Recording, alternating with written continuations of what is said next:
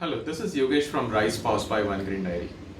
Let us learn about the daily production report. You are a production unit, central kitchen, or a manufacturing unit, and you would like to know what all you need to produce and from the orders that you have received from all over or from all your retail outlets. So log into your back office, go to reports, click on inventory, select the report type as daily production report.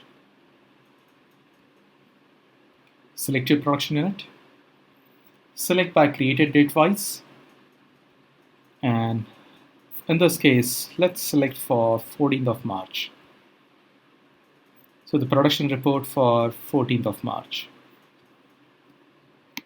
Click on submit, and here you see the production report, the daily production report, which is categorized as per the categories and the items and their quantity. For the simplicity, you can export this report into an Excel file.